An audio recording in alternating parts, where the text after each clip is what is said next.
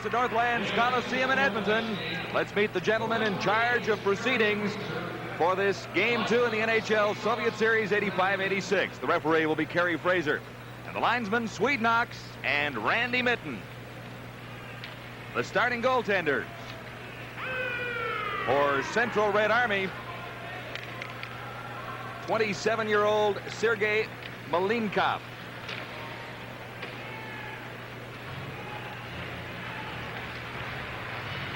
Malinkov, a winner in Game 1 against the Los Angeles Kings last evening, and he looks to make it 2 in a row. And for the Edmonton Oilers, it'll be 25-year-old Andy Moog. A goals against average of 3.41. In the win column, 15, 4 losses, 4 ties. Moog has never lost to the Soviets. He was a winner in 1982-83. But then again, Howie, he has only played against the Soviets on 1 occasion, at least at this level. Well, I'll tell you, John, if he plays up to the form he displayed during that 6 or 8 weeks that Grant Fuhrer was out with that bad injury, I saw him play 3 or 4 times, and he was just sensational. Stayed in his feet, challenged, didn't guess, and made stops that kept the Edmonton Oilers in the game until their big lines broke loose. And I got a feeling we're going to see just some hockey game here tonight, folks. There's something about it, Howie. This has often been called a quiet building, the Northlands Coliseum, but I can remember a couple of occasions when the Soviets had met Team Canada and the Edmonton Oilers on other occasions where the building has come to life.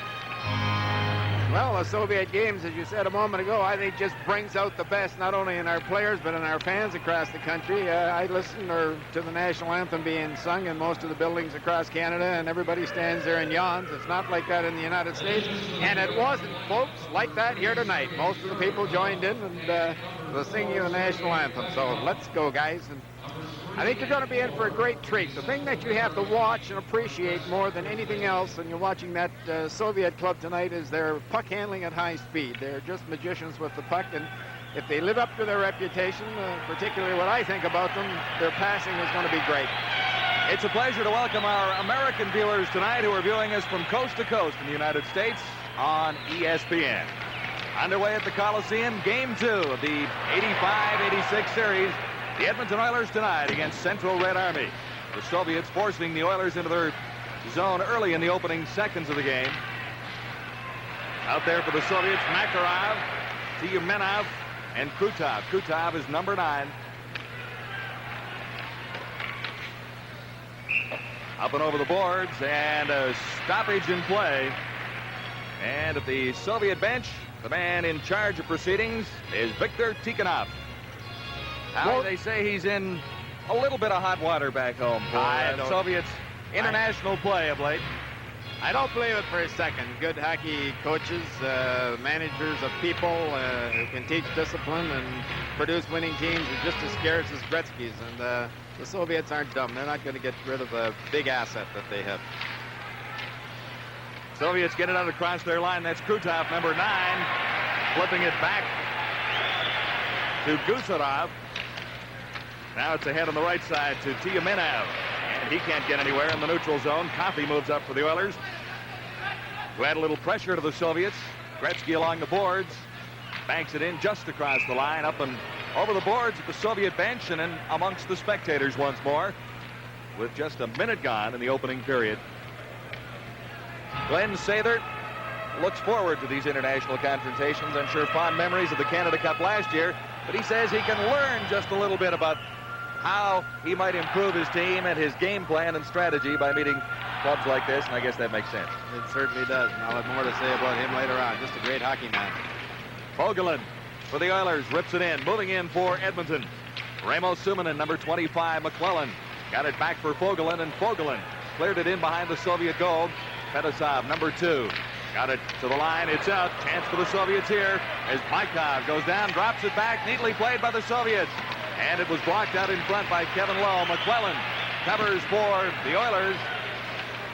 And McSorley got it across the line for Edmonton into the neutral zone. Soviets quickly back in. Working right in that time was Baikov, 19.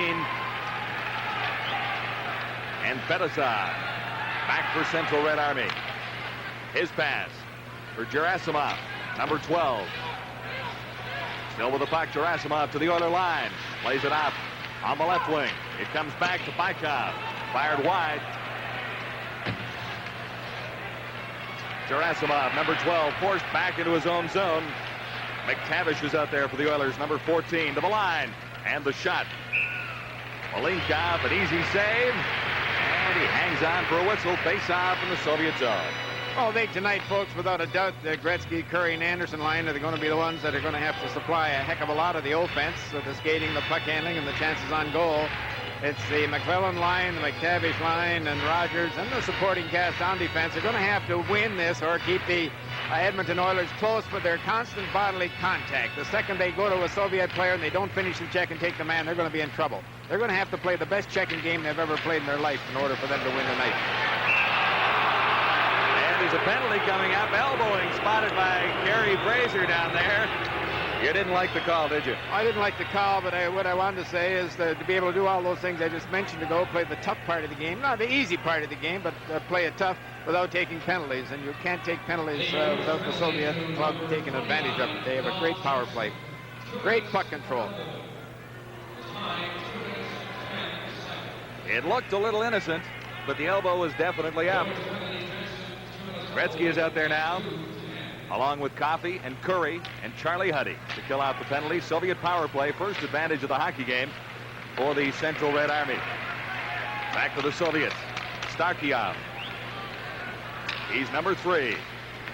Plays it off on the right side. For Zubin, 25. Coffey claims it on the boards. Soviets have a chance. Shepelev, the save, Andy Moog. Gretzky claims the rebound, banks it. And it comes right to the point. Gretzky didn't get much on that one, trying to clear it out of his zone. Soviets out in front on the power play. Back to the line. Good work by Coffey along the boards. He forced it. Curry has it. Coffey. In for Curry. He was offside. Well, I'm sure you're sitting at home watching this hockey game. Edmonton Oilers kill the penalty. It comes to Coffey in the corner. He whips it around the board. 3/4 speed. Oops, the wrong colored guy, a red jersey. And then a few minutes later, after Moog made himself a great big save, Gretzky gets it and poops a high fly into short center field. And the defenseman stayed right there and picked it up. There it is, what I'm talking about right here. Gretzky had time to make an intelligent play, get it out of his own end. You can't move it from a white sweater to a red sweater without it hurting you in the long haul. Can't give the puck away in your own zone, especially against this club. A minute 19 seconds left in the Soviet power play. Don Jackson in the penalty box for the Edmonton Oilers. Gusarov for the Soviets. Central Red Army out and across the line into the Oilers zone. Flipped in by Makarov. Chance for Gretzky. Couldn't catch up with it. Now comes up with the puck behind the Soviet goal. Gretzky working along the boards. He's pushed off the puck. It's picked up by Krutov. Number 9, Krutov starts back for the Soviets. Ahead on the right side for Tiumenev. Working in, can't get a shot away. This is Krutov back to the line. Getting set for the shot. The save, Moog. A rebound, and Moog got a piece of it. Back to the line once more, Gusarov, number 5. Curry tried to force him out across the line for the Soviets now. Tiumenev. Blocked out in front by the Oilers. Gretzky controls and clears for Edmonton. Scoreless in the opening period. The Oilers in Central Red Army. 18 seconds left in the Soviet power play. Makarov now. To the Oiler line. Feathers one in neatly. Moog played it to the corner. 4 seconds left in the power play. The Oilers have weathered the storm as Jackson steps onto the ice. Soviets to the Edmonton line. Into the corner. Picked up by Veselov, number 11. Got it out in front. No one there. Back to the line. Working in. Fedosov, number 2. This is Hunter. Ahead for McTavish. McTavish couldn't get it for Napier.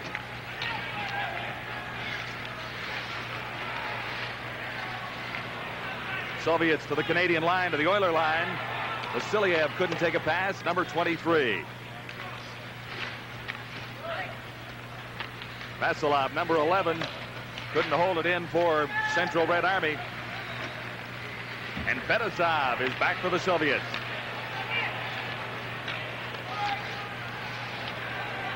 And across the Oiler line, this is Gerasimov, number 12, ridden out by Randy Gregg. Gerasimov still has the puck, trying to get it out front. Gregg is in there, along with Mike Rogers, 19. Gerasimov got it back out in front. Chance fired just wide. Moog, a little lucky there. It fired just wide and came out. Moog covered up on the rebound. Scoreless in the first in Edmonton. Live on the Sports Network TSN, the Edmonton Oilers and Central Red Army. Game 2 of the 85-86 Soviet NHL Series. For the Soviets, Bykov, 19 at center. Gerasimov, number 12 on the right side, and Kamyutov, number 15 on the left. Claimed for the Oilers by Shervin, 28. Tough work along the boards. Going in to help out Mike Rogers. Oilers lose it in their own zone, out in front. Cleared to the line and kept in by Gerasimov.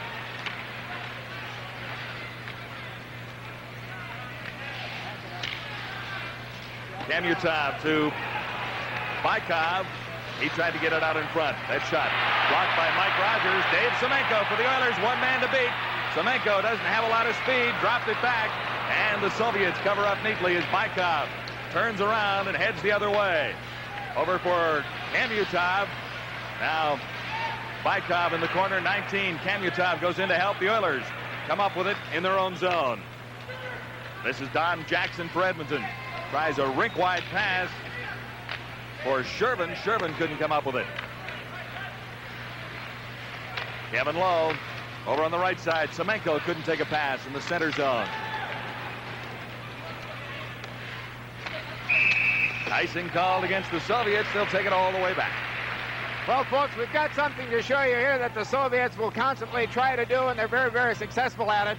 What they'll try is to get the Edmonton Oilers playing in this part of the rink. The puck will go around in this area here. Now just watch how it develops. Now you get 4 Edmonton Oilers in that part of the rink, and it's dumped back again. And they stay in that part. Now stop it right here. Stop it right here. Here's the Edmonton Oilers. Look at it in this part of the rink here and here. Okay, now let it go. Watch the pass up to the man and the hash marks on the boards. Now there's that great pass, and it's a 2-on-1 break. They manufacture those 2-on-1 breaks. Back to the live action. Gretzky is out there with Anderson and Curry. The forward front for the Oilers, Lowe, number 4. Back on defense. Anderson has to go back. Plays it back for Kevin Lowe. Lowe ahead to the central ice area. Soviets cross the line. Gusarov takes a big hit from Lee Fogelin. Here come the Oilers. Anderson with Gretzky. Got away from the check. At least got away from it partially. And they got elbows up again. This time against the Soviets. Well, what you saw a few moments ago, folks, is what the Edmonton Oilers have to do. Finish the check. Don't throw the stick at these Soviet players, because if you do, ho-ho-de, ho-ho-ho, you'll be looking at a lot of hot air, big wind, and nothing else. Just finish the check on them consistently, and you stand a chance. Here's the penalty. Yes, he did get the elbow up. If he keeps both hands on the stick, it's not a penalty at all. He keeps the elbow down. Still now number 21. 7:08, elbowing. Oilers' first power play opportunity of this hockey game. The Soviets had one, and it remains scoreless at this stage. 12:52 to play in the first period. This is Huddy for the Oilers. Huddy back for Paul Coffey. Coffey lost it. Soviets. Krutov tipped it out neatly. This is Curry. Charlie Huddy. Glenn Anderson. Anderson away on the right side. Couldn't get around Krutov. I was surprised there. Anderson obviously was going to take the Soviet player and create a loose puck, and for a change, Coffey backed off. Usually he's right in the corner. Oilers on the power play. Curry into the corner. Anderson in quickly. Couldn't come up with it. Soviets dump it all the way down. Oh, Anderson has to come up with that puck. There's no way in the world he can make a half-hearted effort like that and let the Soviets shoot it out. Bad pass from Paul Coffey, who was looking for Curry. It goes all the way down. Gretzky in after it. Can't come up with it. Neither can Anderson. He overskated it. Soviets short-handed, remember. Curry back-checking. Claims it for the Oilers. This is Coffey to the line. Paul Coffey. Sharp angle. Easy save for Malinkov. I was surprised he didn't challenge, John. Coffey had not a bad angle, not a good one either, but he just stayed back in the net and played the shot. There was a little room, Howie. Played it well, though. 39 seconds left in the Oiler power play. Across the line, this is Napier. In behind the Soviet goal, Randy Gregg dumps it back in. Gets past Gregg and rolls out across the line. Oiler power play has not been effective. Dave Hunter got it out in front. Soviets claim it there and start back. 11:07 to play. In the opening period, the Soviets on the move, led by Babinov. Babinov, number 4, around behind the Edmonton goal. Tried to clear it over to the other side, and going for it this time is Vasiliev, 23. He got it back to the line, across a stick, and the Soviets regroup and dump it right back into the Oilers zone. Central Red Army now back to full strength as the Oilers come out of their zone. McTavish dumped it in for Edmonton. Napier with the puck now. McTavish. Close quarters in there for Napier. He's being checked by Stelnov, number 21. Now McTavish comes up with it for Edmonton.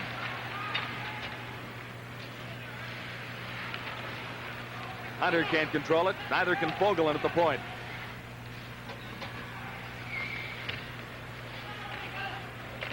Puck finally loose. Vasilov, number 11 for the Soviets. Now it's held for a whistle in the Soviet zone. Midway mark of period number 1. It is scoreless. The Edmonton Oilers and Central Red Army. Face off in the Soviet zone. 10 minutes to go in the opening period. Still scoreless. Oilers and the Central Red Army. Big save from Malinkov right after the face-off. You know what? So far, we've played 10 minutes, and I don't think it's been a good hockey game other than the first shift of the doggone thing, and maybe the Soviets on the power play played real well. I just think the players are a little tentative. There have been 2 very, very cheap penalties. All of a sudden, they've got the idea, hey, this is a freewheeling, wide-open game, no bodily contact, and I'm not going to run at anybody and get a penalty. They're not playing all out there. Not so far, Howie. Not yet. But you said the Soviets wouldn't be tired. They're not tired. McClellan tried to clear it into the Soviet zone. And coming out with it, the Soviets to the Oiler line. Bykov, 19. Tried to find an open man on the right side. Kamutov, 15, goes after it. Couldn't get to it. Kamutov. And it's back into the Soviet zone. Malinkov clears it around. Oilers get control to the side of the net. Picked up by Suminen. Now it goes to the Soviets once more, who start back, led by Gerasimov. Good drop pass. Good save by Andy Moog from Kamutov, number 15. Moog had to be sharp on that one. Another chance for the Soviets moving in. Gerasimov. Off a leg out in front. Another save by Moog and batted away. Back to the line. And the Soviets keep it in. This is Kasatanov, number 6. Oilers were lucky to come out of that one. Moog had to make a couple of big saves. This is Huddy. Riding out Kasatonov, number 6 for Central Red Army. For the Oilers now. Shervin, 28 along the boards. It comes back to him. Look for an open wing. No one there. Semenko after it. So is Drozdetsky, number 13. Nice pass in the center ice area. Shepelev, 27. Good pass going in. Moog, brilliant save. And on the rebound, they score. Moog made the initial save. And on the rebound, the Soviets have taken the lead. What a great pass. Right, watch this pass here. It puts the player home free. He just walks around the outside, and Moog comes out with a stick check, but didn't have a chance in the world to get back up to control the rebound or make a save on the rebound. The Soviets came close to scoring on 2 occasions before that, and Moog made unbelievable saves, but the second you let up on them, the second you don't stay with your man against these fellas, and it was Zubin who put the puck in the net. Alexander Zubin gives the Soviets the lead at 1-0 with 8 minutes to play in the opening period. Moog had to make a couple of big saves just prior to that, and he made one but couldn't cover up on the rebound. He was hopelessly out of position. Trailing 1-0, the Oilers start back. Gretzky can't take a pass at the Soviet line. And quickly, Central Red Army to the attack. This is Zubin, 25. Now Shepelev. Off a leg, the shot ricochets into the corner. And a penalty coming up. Something else, John, quality shots. I can't remember the Oilers having one yet. They're not really playing with the jump that they should be having. Here's this save that Andy, he didn't make it. That's the penalty in front of the net, and can't understand why he took that penalty on the attack. Two things stand out in my mind already. Just how well the Soviets are playing defensive hockey. They're just taking everything away from the Edmonton Oilers, particularly in their own end. Their discipline is just outstanding. They're not giving anybody a scoring chance, even the Gretzky-Anderson line when they were on the ice with a man advantage. And the other thing is on offense. They used to have their shot at the net, give up, and let you bring it out. Not anymore. They pursue. They do some checking. They make an attempt to control the corners. And the other thing is they're playing a little tougher. On the power play for the Oilers, this is Paul Coffey. For the Soviet line and in, Gretzky around behind the net. Can't come up with it. Pinching in that time. Huddy couldn't come up with it for the Oilers. Soviets have it now. Gusarov. Content to dump it into the neutral zone. Hops over Coffey's stick and all the way down. Minute 33 left in the Oiler power play. Second opportunity on the power play for the Oilers.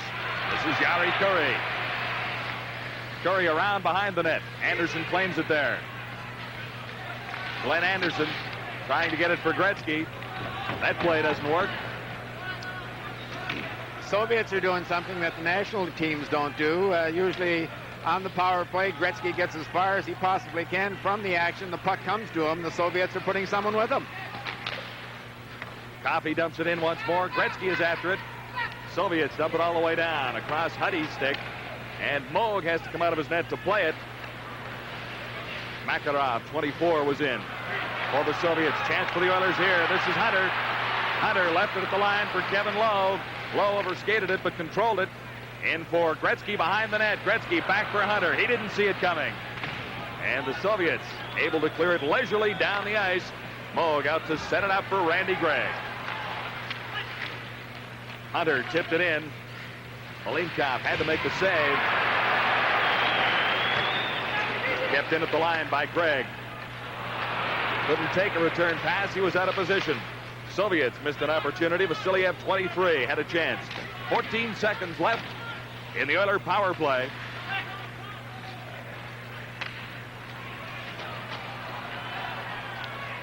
Kevin Lowe flips it into the Soviet zone. Icing called. Mark Napier couldn't get there quickly enough. So 1 second left in the penalty to Drozdetsky. Soviets, Central Red Army, leading the Edmonton Oilers 1-0. Well, this is a very... Face-off is in the Edmonton Oilers zone. Central Red Army leading by a goal. 5:37 to play in period one. At center ice for the Soviets, Bykov, number 19.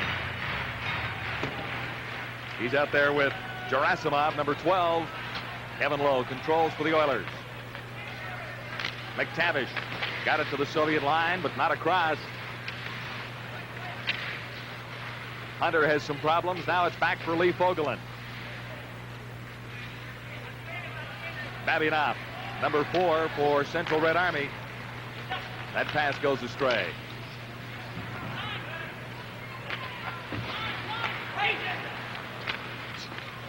Hunter can't take a pass in the neutral zone. And the Soviets start in. This is Kamutov. And Gerasimov out in front, back to the line. Good opportunity for the Soviets as they move in. Kamutov can't control behind the Edmonton line, and the Oilers come up with it. Over on the right side for Napier. He's ridden out of the play by Babinov. Jackson to the line and across for Edmonton. In behind the Soviet goal. McClellan is out in front. Randy Gregg moving in. Can't get a shot away. Gregg flips it into the corner, still controlling it for Edmonton. Starikov for the Soviets. Working against McClellan. Moving in Suminen, number 25 for Edmonton. Now the Soviets, Bykov. Gerasimov starts the Soviets out, taking a return pass now.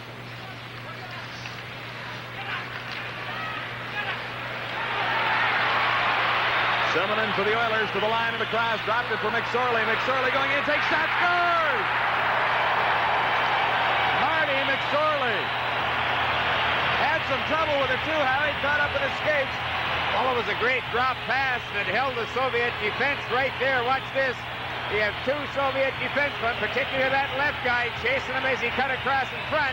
And the drop pass was misplayed first by McSorley, but boy, he just kicked it off his skate. Look at there, right up on his stick. And did he pick the far corner? And I'm very much surprised again that Malinkov did not challenge. He was backing up. When the shot was made by McSorley, he was backing up, and that just opened up that far corner.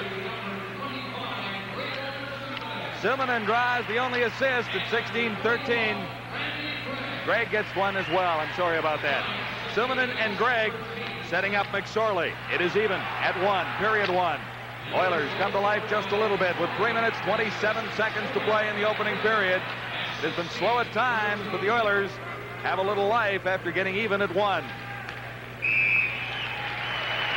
Well, that should bring...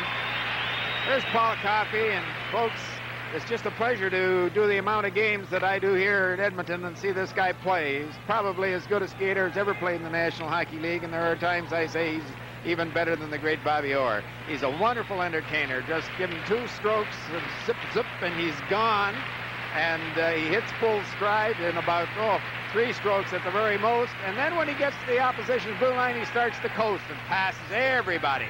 He's not got under a full head of steam tonight, not really played that well yet, but give him a chance. Great, great, great hockey player. Paul Coffey will be with Jim Van Horn in our first intermission.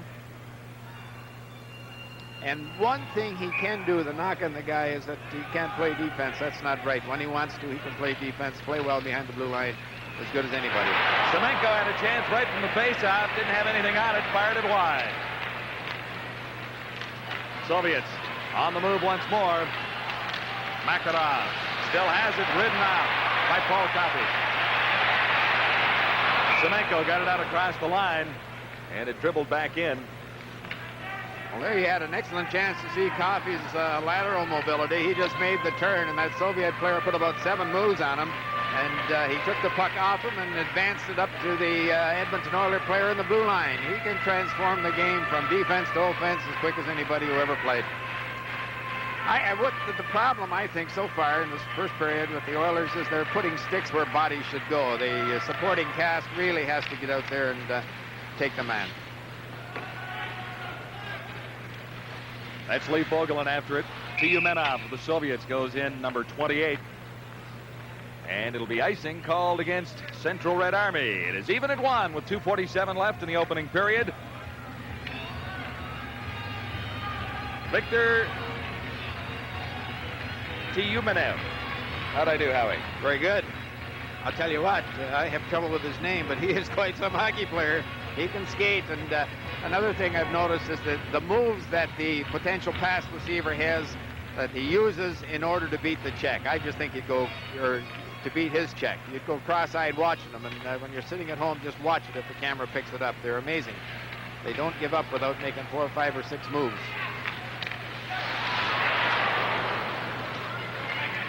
Kevin Lowe for the Oilers. Quickly over for Gretzky. He couldn't control the pass. Fetisov for the Soviets. 1-1, first period. 2 minutes, 25 seconds to play. Chance for Gretzky. Oh! Malinkov made the save. Gretzky was out in front all by himself. And he had a little behind that one. The kid's got to be lucky. Watch Gretzky wind up. Now he starts down right there. Look at, he's on his way down and was just, well, wasn't quite as high as I thought it was from up in here. Made a pretty good save, but he gave Gretzky, he stayed on his feet, gave him all kinds of time till he started to come through, follow through, and then started down. Had it been a little higher, he'd had problems. Yari Curry kept it in at the line. Curry in for Gretzky. Bouncing off his stick and in amongst the spectators. Gretzky was already moving on that one, Howie. Yeah, but certainly Curry made the pass to Gretzky. Gretzky couldn't put it in from the position he was at, and this Soviet team just picked up Gretzky and also picked up Curry, and Curry was checked. When you get in that position on this hockey club, shoot the puck. Any hockey club, but particularly this one. Vasilyev and Vasilov out there with Gamayev. Gamayev at center, number 18 for the Soviets. This is Vasilyev, 23, going into the corner. Can't get anywhere. Anderson for the Oilers. For Curry. It's Don Jackson and back to Curry. Randy Gregg now out in front. Jackson banks it off the boards. Gretzky was well covered. Had two Soviets with him, but Gretzky somehow got away. The puck is right back to him. To the line across. Here's Anderson going in. Malinkov got a pad on it. Andy Moog at the other end. The save that time on Gamayev. And the net is off. It's moorings down there. Moog a big save at the other end. Well, two things. That fellow you're looking at there has a reputation of sleepwalking through shifts, through periods, and he has so far. But watch right here. The puck was bouncing. Had that puck been on his stick, and he stayed in control. The other thing here is look where Andy Moog is. He's been that far out all night long. He knows the Soviets, once they get it in the deep, deep slot or anywhere in front of the net, they change their style. They don't overpass anymore. They'll shoot the puck, and Moog has made 4 or 5 excellent saves tonight for no other reason than the fact that he's cheating a foot or two. Oilers ahead for Mark Napier. Still with the puck, Napier crosses the Soviet line. Tried to get it for McTavish. McTavish skating in after it. And Gusharov for the Soviets, number 5, comes up with it. Soviets starting out. This is Baikov, 19, takes the shot. Moog the save. See where he was there again? There's no way in the world. Lowell got caught pinching, and the second you get caught pinching, it's a 2-on-1. And a 2-on-1 with this club, guaranteed, folks. The goaltender has to make a great, great save. And that guy you're looking at there, Andy Moog, has made 7 or 8. Baikov, number 19 at center for Central Red Army. Gerasimov, number 12 on the right side. And Kamutov, 15 on the left wing.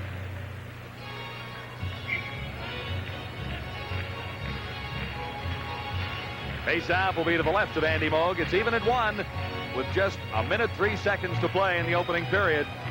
Soviets have outshot the Oilers 10-4. I would think good scoring chances too, at least 10-2. Kevin Lowe for Napier. He couldn't bring it home. Fetisov for the Soviets. Baikov couldn't control. Lee Fogelin along the boards. McTavish for Edmonton tries to kick it free, but it's held there. Face-off in that centralized zone with 44 seconds to play. We're at the Northlands Coliseum in Edmonton. I might have, emphasized a little too much scoring chances, 10-4. I would think shots from a chance where the puck has a chance to go in. The Soviets have had 10 or 12 excellent shots from that area. I can only remember 1 or 2 by Edmonton Oilers. Oilers slow coming out of their own zone. Finally, Fogelin got it ahead for Napier. He couldn't control it. In after it, Dave Hunter for Edmonton. Fetisov comes up with it for Central Red Army. His pass on the right side, Gerasimov couldn't control. All the way down with 19 seconds left in the first period.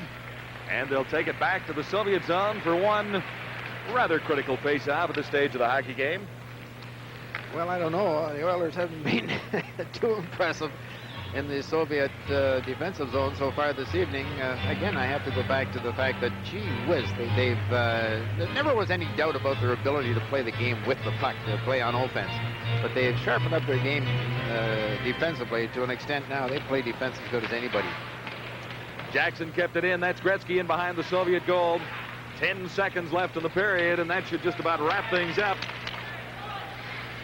As the Oilers control in their own zone, Jackson, one of the speediest Oilers, won the foot race there and controlled long enough to kill time on the clock. And after 1, all even. Shots on goal by the Soviets, 10-4. And on the scoreboard, 1-1. Howie, there were moments in the period, but it wasn't maybe quite what we're used to in Soviet NHL competition. A little slow and lethargic at times. Well, I doubt for a moment, folks, that it'll pick up, and I would think maybe the Edmonton Oilers, as I said earlier, that they got a penalty, had a couple of dirty looks from the official about continuing on and taking out the man and raising the stick a little bit and the elbow a little bit, and I think that kept them away from bodily contact. NHL season. We'll take a break, go back to Toronto. During summary, the Soviets open things up at the 11:47 mark. Alexander Zubin from Drozdetsky and Sheppel have made it 1-0, but Marty McSorley came back for the Oilers on a nice setup from Remo Suminen and Randy Gregg at 16-13 to tie the game at 1. There you see the shots. Army over the Oilers 10-4. Andy Moog. And now Jimmy, we won't be too hard on the two teams. I think that a lot can happen in the second period. Both teams can come out and be very explosive, and maybe just a period of feeling each other out a little bit, Howie. Well, I think the Soviets played pretty close to their potential. I am a little bit disappointed in the enthusiasm, the lack of jump, the lack of foot, the lack of checking by the Edmonton Oilers. They can play that type of game, the type of game that they have to play against a smooth skating, slick passing club like this Soviet team. And at the end of the period, I said you can't tell one line from another on that Soviet club. They all look to be the same. They all look to have the same so much skills balance. And finesse. Yeah, they keep throwing 3 and sometimes 4 lines at you, and any one of them can beat you with the long pass, and I guess put it in the net as well. They're a very impressive hockey club. They're fun to watch. Tiyumenov at center ice for the Soviets with Makarov number 24 and Krutov number 9 as his wingers out there against Gretzky, Curry, and Anderson. Second period action underway. This is Yari Curry for the Oilers. Anderson gets it across the line, can't catch up to it, and is picked up by Krutov, number 9. I think a little earlier, too, I was talking about Anderson. I said he's known to have a period or a shift that he doesn't play too well in, but he usually wakes up in the second period. Lee Fogren, I'll tell you, he's just played some great hockey this past year, and for all the years he's been here in Edmonton. He's brutally strong, folks. There's no other word. Brutally strong. When he lays that piece of lumber on your hand or on your knee or on your wrist, you are in trouble. And nobody goes around the outside of him at all, and he's playing, I think, much cuter with the puck. He's moving it better than he ever did before. Just about as steady as they come in the NHL. That's right. And just a Not heck of a guy. Got more skills than his old man had, I'll tell you that. And he's almost as tough as the old man. Face off in the Soviet zone. It is 1-1. Second period just nicely underway. As the Soviets control in their own territory, Makarov tries a right side pass. This is Tiyumenov, number 28, back for Makarov, going in, takes the shot. Moog the save. Looked a little bit surprised by the angle of the shot. Makarov backhands it out in front. Huddy for the Oilers, claims it there. Now Curry. Oilers slow coming out of their zone. Banked off the boards. Gretzky leaves it. Curry goes in after it. Red Army to the attack. This is Tiyumenov. Krutov, number 9. Can't get anywhere. Curry, just a little too far. The pass for him that time. Soviets dump it right back into the Oilers zone. Coffey now for Edmonton. Tried Gretzky in the central ice area. He couldn't control it. Coffey for Anderson. That didn't work. Gretzky picks it up. Backhand pass to Curry. Curry couldn't slip through the defense. Couldn't control the puck. Curry has to go back into his own end. He's probably by far the best defensive hockey player, best defensive forward on the Edmonton Oilers. When he runs up ahead, he's standing still. He doesn't do anything constructive. But when he goes deep in his own end and then comes late, it's just murder. He's a great hockey player. Tonight he's standing and waiting for the defenseman to give him the puck in the center ice area. There's a guy who's playing great hockey for all you people in the Montreal area. Just never gives the puck away. Up and down his wing. Does so many little things right. He's an excellent checker, and give him half a chance and he'll put the puck in the net. He has been a great addition. Second or third line player for this Edmonton Oilers hockey club. 10-year NHL veteran. I remember I used to go into Toronto when he played with the old Toronto Toros just to see that kid shake, rattle, and roll. My goodness, could he skate. Never saw a better skater. At 17 and 18, he could fly. Napier along the boards, lost it momentarily, but it comes to the Oilers. This is Rogers. Rogers for Don Jackson. Jackson got it out in front. The Soviets are quick to cover up. Oh, Jackson's a little mad. Someone took his feet from underneath him and he kicked at him. McTavish lost it along the boards. Soviets control in the Oilers zone. Moog had to make a save and a point shot from Kasatanov. Kasatanov kept it in at the line. McTavish couldn't get it out. 14 for the Oilers. For the Soviets, Kamutov, 15. It is finally out across the line and back in. Whistle down. The faceoff will be just outside the Oiler line at 1-1. 17:40 to play in the second period. You know, flooding the zone since the last 7 or 8 years in the National Hockey League, and I guess it's particularly being developed because of playing the European teams, has been copied and done very, very well by NHL clubs and all Canadian and American hockey teams at whatever level. But watch the Soviets tonight. They flood a zone tighter and with more people than I've ever seen before. So far, they haven't got burned. McTavish for the Oilers across the line. That play broken up neatly. Soviets start right back. Drozdetsky is open, number 13. It doesn't go that way. Drozdetsky into the corner as Shepelev took the shot. This is Shepelev for the Soviets. Out in front, nobody there. Goes to the sideboards. Zubin, 25 for Central Red Army. Couldn't control. Babinov ahead for Drozdetsky, 13. And it's back out across the Oiler line. A penalty coming up against the Oilers. Looks like Hunter, number 12, for tripping as Andy Moog touches it behind his own goal. Hunter, guilty of tripping. The Oilers will be a man short. Even at 1 in period 2. Players Hunter getting a very, very foolish penalty, and I'm not. Oh, gee whiz. The Soviets can do it too, folks. I thought it looked a little innocent. One hand and just laid it on his knee, and down he went. Well, they're pretty good learners. On the power play for the Soviets, kept in at the line by Gusarov, number 5. Back to him now, and it hops across his stick. Soviets have Tyumenov, 28, Makarov, 24, and Krutov, 9, out on the power play. With the puck right now, Gusarov. This is Krutov. Krutov easily across the Oiler line. Took a pretty good check from Charlie Huddy. Soviets control in the power play in the Oiler zone. Man out in front. Open. Stelnov fired it wide. Oilers dump it down. Can't understand that point man. The defenseman moved in the top of the circle. Nobody to block the shot, and he made a pass. Got to shoot the puck. Makarov for Central Red Army now. Across the Oiler line. Left it there for Krutov. He works into the corner. Back to the line. Fedosov. Gretzky was there, made the play, and backhanded it down the ice. I'm surprised Fedosov just didn't put that puck in the air. A nice little 6-foot pass in the air, and it's over Gretzky's stick, and Oilers are in trouble. He put it along the ice. This is McTavish for the Oilers. Anderson can't catch up to it. Number 9, McTavish pinches in, keeps it in for the Oilers. Kasatanov, number 6, for the Soviets now. Pass on the right side for Kamutov. Kamutov, number 15, ridden out by Jackson. Moog out to steer it along the boards, and the Oilers get it down the ice. Here's a chance for Edmonton. McTavish is open. Anderson couldn't get it there.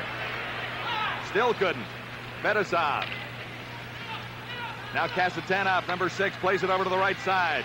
Gerasimov, number 12, back for Fedosov. The shot deflected out in front, and they score between Moog's legs. The shot from the point deflected out in front. Watch Fedosov here as he winds up. He slides it along the ice. Moog is out where he should be, and there's a Soviet player comes in and just lays his stick on the puck that was shot purposely along the ice. Look at this. The back of his stick hit the ice first in order to keep it down, and the puck just slid along the ice, and great, great, great play. And that's why Fedosov is considered one of the best scoring defensemen, best playmaking defensemen in the Soviet Union hockey empire. He's something else. Smart. Vyacheslav Bykov, credit for the goal. Early in the second period, the Oilers right back. Malinkov falls on a loose puck that dribbled out in front. Not a glorious scoring opportunity for Edmonton, but a chance nonetheless. It is 2-1 for the Central Red Army leading the Edmonton Oilers. And ahead on the Sports Network TSN football action. The All-America Bowl comes your way on Wednesday, December 31st, 8 o'clock Eastern. Georgia Tech and Michigan State, two pretty good football teams, line up in the All-America Bowl on TSN. Oilers have some pressure on in the Soviet zone now. McClellan is out in front. Couldn't get a pass from Suminen. Now McClellan tries to feed it through for McSorley. He has the Oiler goal. And it's cleared out where Kevin Lowe claims it for Edmonton. Back for Lowe. Man on the right side, Suminen. He's ridden out by Babinov. McClellan working in there with Suminen. This is McClellan behind the Soviet goal. Still has it. Works it out, but scores! Suminen waiting by the side of the net. But McClellan made the whole play possible. Well, we talk about smart plays, heady plays, skillful plays by the Soviets. Watch this. McClellan just outfought them behind the net. Had everybody watching him, everybody on the ice except Suminen, who anticipated that the pass was going to come in front of the net. He moved in, and there you see him scoring a very, very important goal. How about the supporting cast for this Edmonton Oilers? McClellan with a great big goal, McSorley with a goal, or Suminen. McClellan with a great play. McClellan made the play. Oh, did he no ever? question about it. A lot of hard work on that one to set up Suminen out in front. Here's Huddy at the point. Shot deflected wide. Soviets start back. Drozdetsky couldn't take a pass. Now it comes to Drozdetsky at the line. Fires over on the right side for Zubin, 25. Zubin lost it. Huddy claimed it. Played it ahead for Anderson, but it comes loose. Gusarov for the Soviets. Now Coffey. Coffey for the Oilers. Lost it. And this is Anderson. Anderson working against Drozdetsky.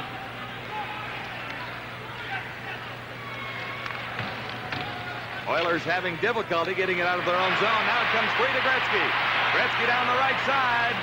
Man out in front. Gretzky circles the net and backhands it through on the short side. Soviets again. This time Shepelev. Shepelev going in. Man open on the other side, and Moog. An enormous save. Andy Moog. How about this? Now there's a little action. Andy Moog has the Soviets shaking their head. It's a slow pass. Watch this.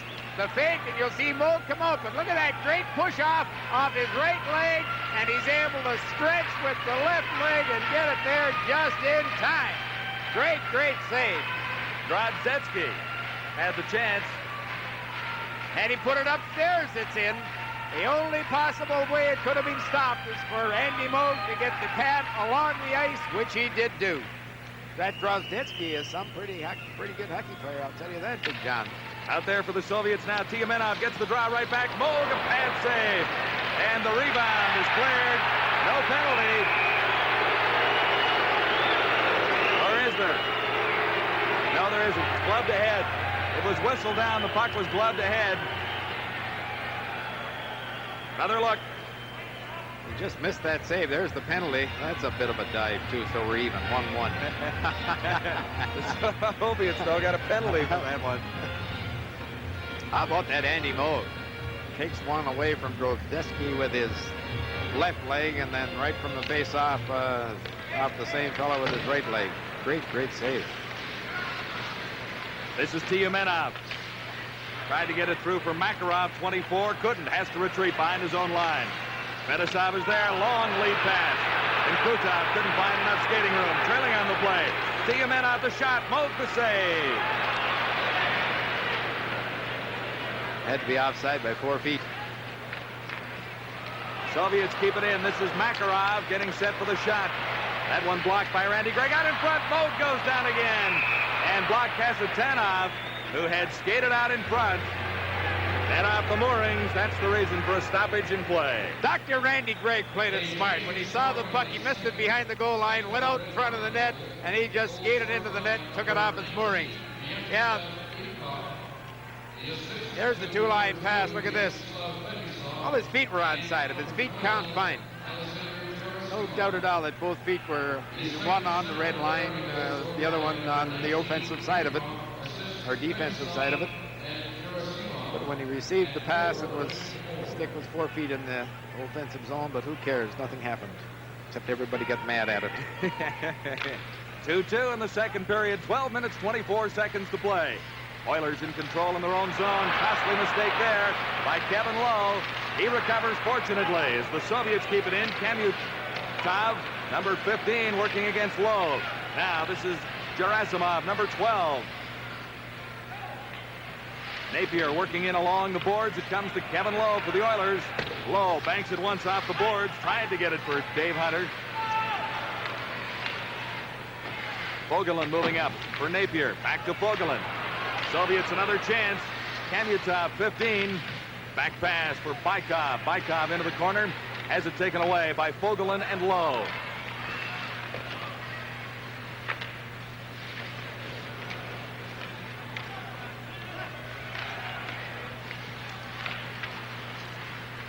Gerasimov. And now Bykov. Gerasimov once more. Has two Oilers to beat. Can't get around Lowe.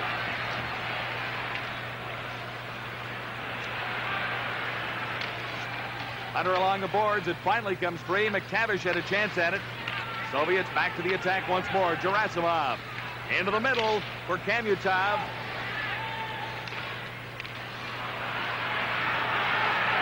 Soviets have the Oilers bottled up in their own zone. Gerasimov got it behind the Oiler goal. Back to the line. And it skipped across. Offside against the Soviets at the Oiler line. The NHL Soviet Series, 8-5. Here with the Sports Network, TSN. We're even in the second period. John Wells along with Howie Meeker and Jim Van Horn at the Northlands Coliseum in Edmonton. Soviets have outshot the Oilers 18-6 to this stage of the second period. We're almost at the midway mark. It is even on the scoreboard at 2.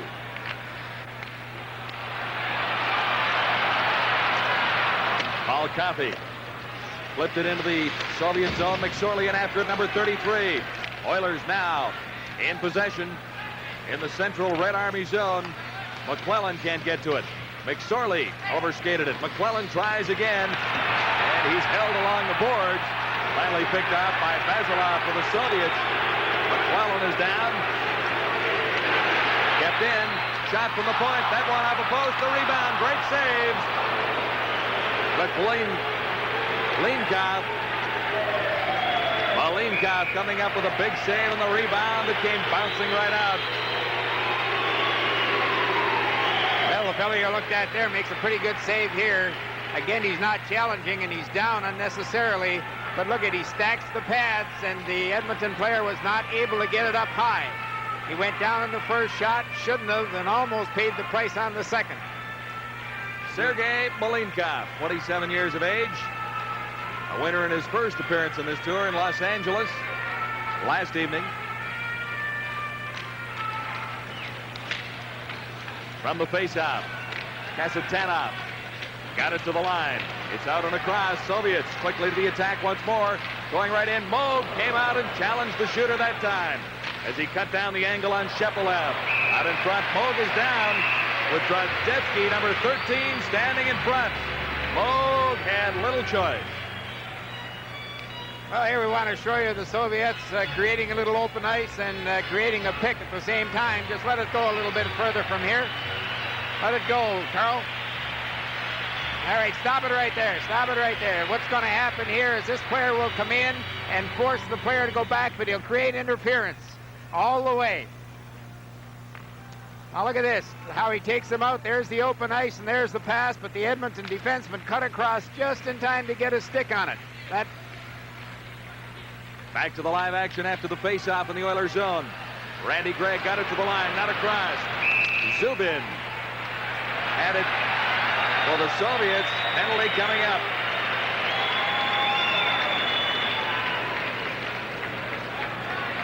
Two is the score. 9 minutes, 30 seconds to play in the second period. International hockey on the Sports Network, TSN. Drozdetsky, 2 minutes for holding. Just watch this. Just reaches out right under the armpit. Oilers on the power play. This is Gregg. Curry on the right side.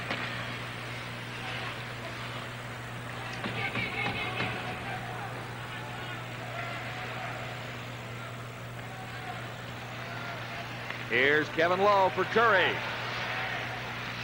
Curry having some difficulty. Over for Gregg now on the right side. In for Gretzky.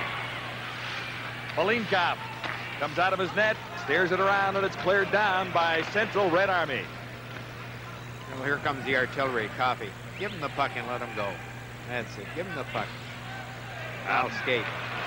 Minute 18 left in the power play.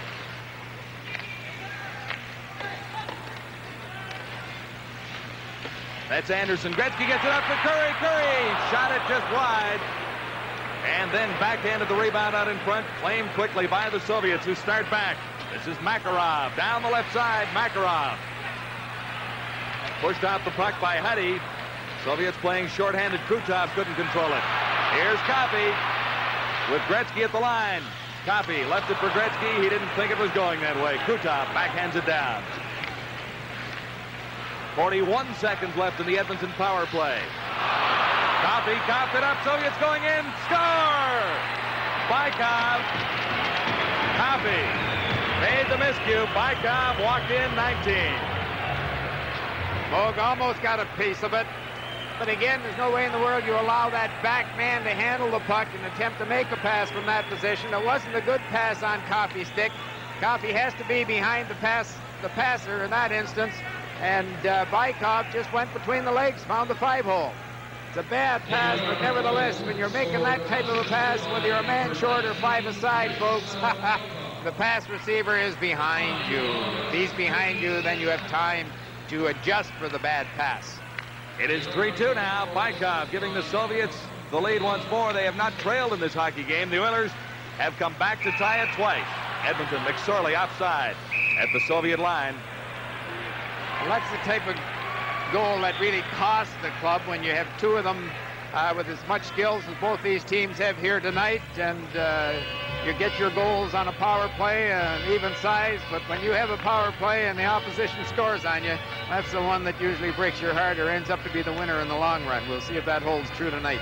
2 in a row for Bykov, his second shorthanded and unassisted. Oilers still on a power play for another 13 seconds. They have not had good scoring opportunity. Randy Gregg got it from McClellan. McClellan tipped it into the Soviet zone. Back for it. Gusarov. This is Gregg pinching in. McSorley can't handle it for the Oilers. Back to the line. McClellan in for McSorley. Comes to McClellan again. McClellan behind the net, out in front. Big save by Malinkov.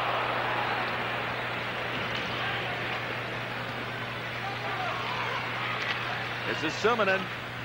Lost it. McSorley slips it in. Fans looking for a penalty against the Soviets. It did not come. McClellan upended out in front. Gregg moving in. Good hit.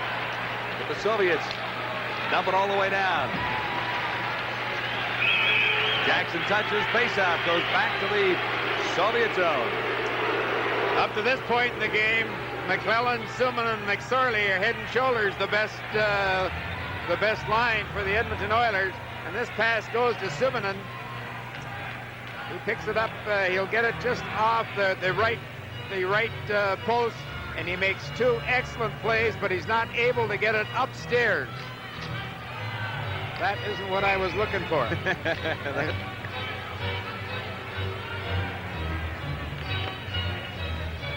That was McClellan being dumped out in front. The play the fans were looking for a penalty on.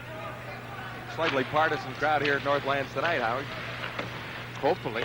A little more vocal than they are many NHL nights during the regular season. A race for this one. The Oilers win it. And there's an elbowing call coming up against Edmonton, I believe. Babinov of the Soviets is down back behind his goal. Viktor Tikhonov looks down. Sergei Babinov. Hunter goes off. Babinov, the oldest player on the Soviet squad.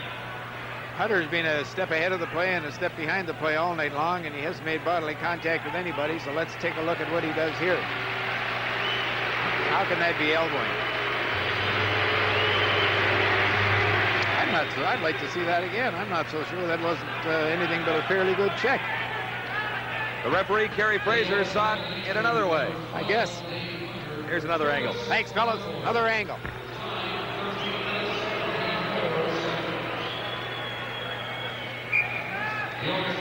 You looked a little higher from that camera. That wasn't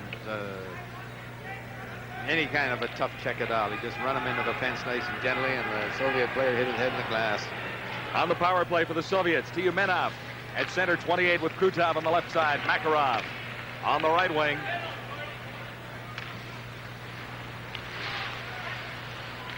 Fedosov for the Soviets.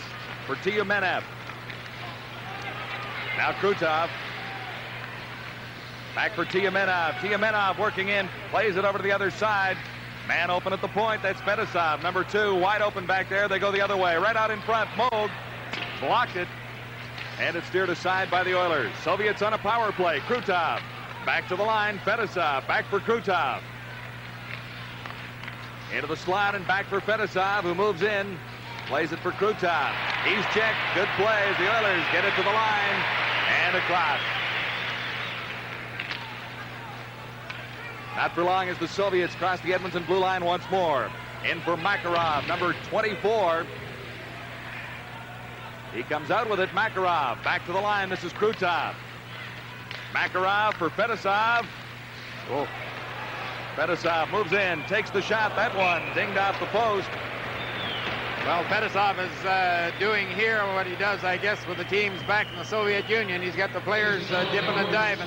He moved in there, faked the shot, and everybody went down, and he passed it across. He's just a very, very skilled hockey player, and that's the fellow I'm talking about right there, Fedosov. The more you see him play the point, the more you realize that he, by world standards, is a premier hockey player. 25 points in 20 games in the Soviet elite division, and he's a league all-star. Well, he does so many things out there. Very, very skilled with the stick and smart with the head, and plays it tough with the body, and that's a rare combination to have all those assets and using them. That's the key, having them and using them. There's a fellow that has all the assets in the world, number 99, Mr. Gretzky. What a hockey player. He's not really been a dominant force in this hockey game as yet, Howie. That's right. He lacks the one thing that would make him really outstanding against the Soviet club, and that's just that extra step and speed. He's adequate, more than adequate, but against a club like this, he needs that extra step. Oof. Curry has trouble at his own blue line, but finds Gretzky at the Soviet line. Gretzky puts on the move. There's Curry going in. Oh! Slid it right across. Molinkov came out. Here's Curry for Gretzky. Couldn't get it through. 14 seconds left in the Soviet power play as Makarov crosses the line offside. Was Kasatanov. Now, what I was saying about, that's Curry there a moment ago, but I was saying about Gretzky, if he could move his feet like he moves the stick, if he could move his feet like he moves his head right here. Look at this pass. Just beautiful. He knew where he was, and Gretzky put it, I think, maybe a foot or two ahead. It was on Curry's skate, but had Curry stopped, as he normally would, he'd have put that in a wide open net. But that Gretzky is just a magician with his brain and also with the stick. 4 minutes and 47 seconds to play in the second period. The Soviets lead the Edmonton Oilers 3-2. And in 6 seconds, the Oilers will be back to full strength with Dave Hunter back from a 2-minute elbowing call. Gretzky in forechecking. Almost comes up with it. Soviets break out quickly. Gerasimov over for Bykov. Back for Bykov now. Man open right out in front. Moog stands his ground and on the rebound as well.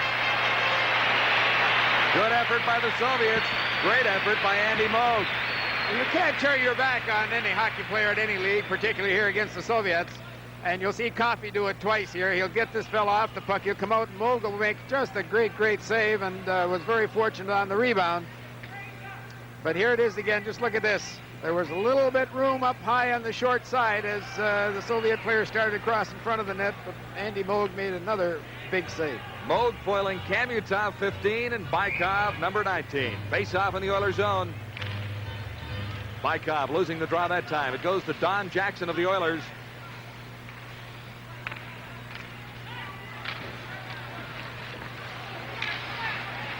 This is Kamutov. Back pass, neatly done, going in, right out in front. And Kamutov had an open net. Couldn't find the handle on that one. Couldn't come up with it. Back to the line, Stelkov. The shot, Moog, the save. Here's Kamutov, who just makes a great pass. And again, when you're at this position here, I kind of think you got to go for the net. You got to go to put it in. You don't make those fancy passes across in front of the net. Because if they're the least bit off, nothing happens. There's a good backhand shot. Look, he hit the puck, had Moog down and out, had the ability to put it up on top, upstairs. Maybe it would have gone in. At least it would have been a shot in the net. But he wanted to make it picture perfect, and nothing really happened. Shepelev moves to center ice for the Soviets with Drozdetsky, 13 on the right wing, and Zubin, 25 on the left side. McTavish lost the draw, but the Oilers gained control as Moog played it for Kevin Lowe into the neutral area once more. Pass on the right side. Here come the Soviets once more. This is Shepelev, 27 with it. McTavish now claims it for the Oilers. One-on-one opportunity. And Anderson couldn't make it work that time. Got a pass out in front. Here's McTavish. For the Oilers, McTavish in behind for Anderson. Anderson against Shepelev. Can't control. Shepelev still being shadowed by Anderson. Now it comes loose. Anderson has it, plays it back to the line. No one there for the Oilers. And with 3:06 remaining in the second period, the Oilers regroup back behind their own line. Craig McTavish for Anderson. Anderson the shot. McLeanoff. The save, Sergei Malinov.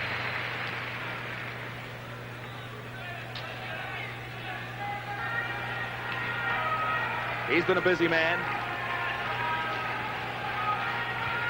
He gets a stick caught in the net. Look, he gets up and he can't fish it out again. The tape's in. Pull it in. You ought to heck with the dog. I think I can play just as well without, but just rightfully so. Nothing came of that opportunity. Makarov for the Soviets. One man to beat. Takes the shot. Moog the save. Huddy was covering on Makarov. Makarov really played that smart. It's a one-on-one with Huddy. He moved to the inside, straightened out, moved to the outside again, and got Huddy to move the stick forward and then shot the puck at the net and forced Moog to make a save. Just watch him here. There he makes one move just with the body, takes it way outside. Huddy was able, fortunately, to get his stick on it and change the direction of it, but that's all you do. One-on-one, if you can. Give the guy a move. If you don't beat him, shoot it at the net. For the Soviets, Tiumenov with Makarov and Krutov. The forward front, their best line. Coffey, difficulty along the boards for the Oilers. Finally, gets it free for Suminen. Suminen had it taken away by Krutov. Now Coffey lost it out front. Moog the save out in front. The red light is on. Do they count it a goal or not? Another costly mistake for the Oilers in their own zone. The net is off its moorings. The light went on. I've constantly, folks, been talking about the Soviets flooding the zone, And on this goal here, this is what they did out on the blue line. This is the start of it. That's a bad pass, really. And you don't make silly little passes like that in the middle of the rink. You take it bodily out of the trouble area, or you pass it into that corner. You do anything with it but make a 6-foot pass to someone standing still that far back. That's the second goal tonight. That very, very poor thinking, very poor philosophy, and very poor skills, really, have led to goals by the Soviet Union. Makarov makes it 4-2 for the Soviets. Two costly errors for the Oilers cost them goals. One by Bykov, one by Makarov. It is 4-2 with 2 minutes left to play in the second period. This is McSorley to the line. Dumps it into the corner. McClellan is after it. Kosorov. One thing I've noticed really more than anything else tonight by the Soviet club, and I've mentioned a half a dozen things, is they do not go to the attack, really, until they get the puck out over the blue line. And this, we're just thinking a moment before Makarov got that very important fourth goal for the Soviet club, that half the Edmonton Oilers forwards were standing out in the center ice area waiting for two guys to beat three guys to get it up to them and get on the attack. And the Soviet Union flooded the zone, come up with a puck, and then it's a 2-on-2 situation, and boom, one miscue and it's in the net. You've got to come back and never go on the attack until you get the puck out over the blue line. Power play for the Oilers coming up as Gosarov goes out for cross-checking. Face-off in the Soviet zone. Now's the time to make the power play work, Howie. This late stage, 1:44 to play. Second period. Oilers down by 2. McClellan along the boards. McSorley back to the line. That's Curry playing the point. Yari Curry is back there. Gretzky at the other point. McSorley trying to get it back for Gretzky. He can't keep it in. And the Soviets, Bykov, 19, races Yari Curry for the puck.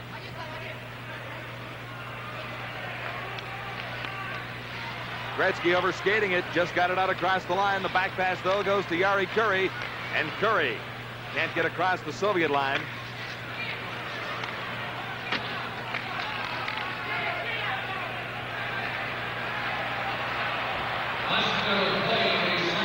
Oilers on the power play into the final minute of the second period. This is Gretzky. Takes the pass across the line, plays it back, the shot, the save, the rebound. Gretzky comes up with it again. This is Curry. Yari Curry working in. Oilers on the power play to the side of the net. And it comes loose. The Soviets claim it quickly. And here comes Makarov.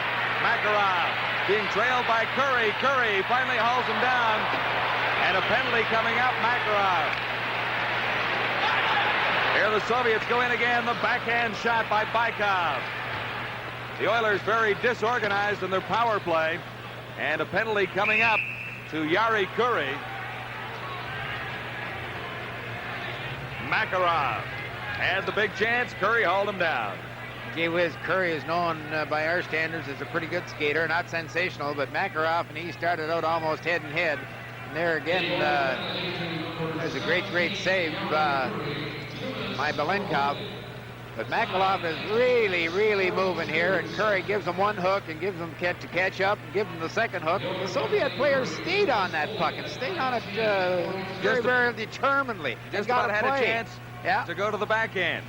They're strong skaters. You've got to really admire their simple skills, their skating, their puck handling, and their mental skills, and their discipline now. They're much more disciplined behind the blue line and on offense than I've ever seen them before.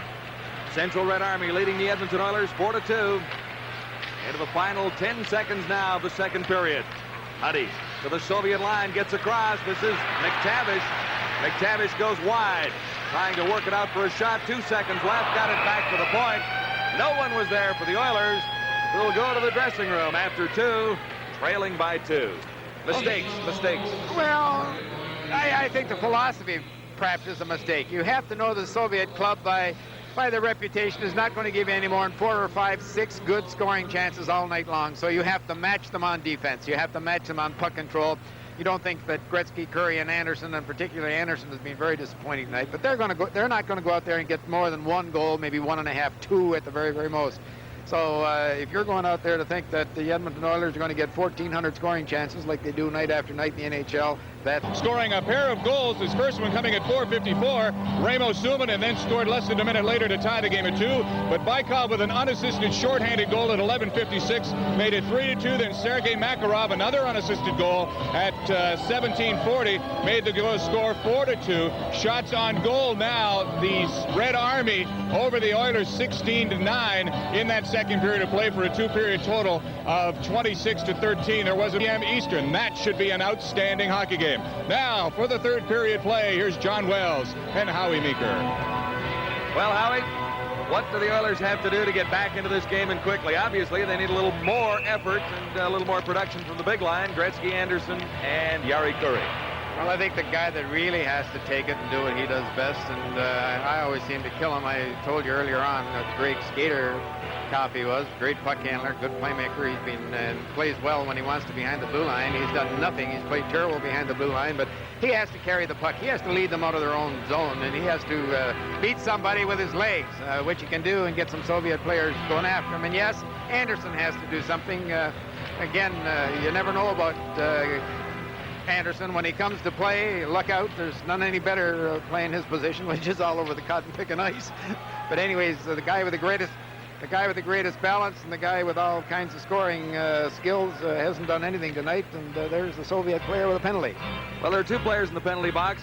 Gusarov for the Soviets is in for the next 16 seconds, but Curry for the Oilers for tripping is in for a minute 42. So they'll start 4 skaters aside, but the Soviets will quickly move to a power play. And there's the head coach of the Soviet hockey team, Viktor Tikhonov. He's got to be smiling tonight. The team has played quite well. They have kept the Oilers off their game. Kevin Lowe for the Oilers to start the third period off. Banks it off the boards, carries it across the line himself. Gretzky goes in after it, beating him to the puck is Kasatonov. And the Soviets are back at full strength. And on the power play, this is Fedosov. Number 2, a minute 21 remaining in the Soviet power play with Yari Kuri in the penalty box. Kasatonov ahead on the right side for Krutov. Krutov, number 9, cruises in across the Oiler line, plays it to the corner, takes a return pass. Krutov gets it back to the line. The shot, and it's deflected high, and amongst the spectators, a shot from Kasatonov. Well, he can shoot them just the same as number 2, his defense partner in the power play, Fedosov. He just laid that puck along the ice. It was directed at his teammate's stick, and his teammate did get his blade of his stick on it, but it went up in the air. They're pretty crafty. Gee, they pick well. I would think they, the Europeans, more than anybody else, introduced us to or forced us to the pick plays in hockey, and you watch them tonight. Whew, goodness gracious. Curry is out for another 1 minute 3 seconds. The Oilers trail Central Red Army of the Soviet Union 4-2. Third period action just underway. And the Soviet power play continues.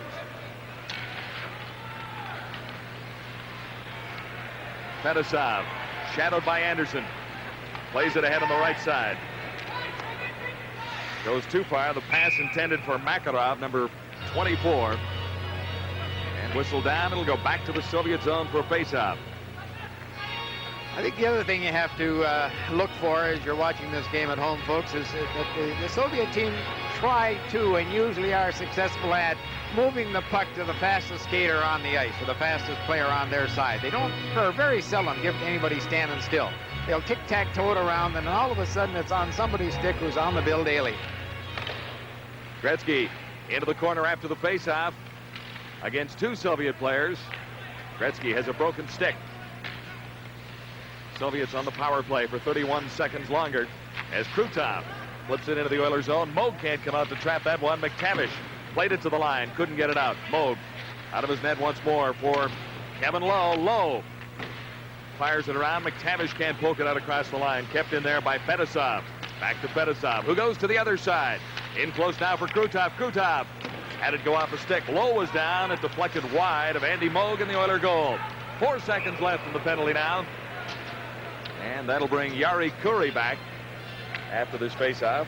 There's Craig McTavish. And for you folks who wonder how he's doing out here in Edmonton, he is just playing great hockey.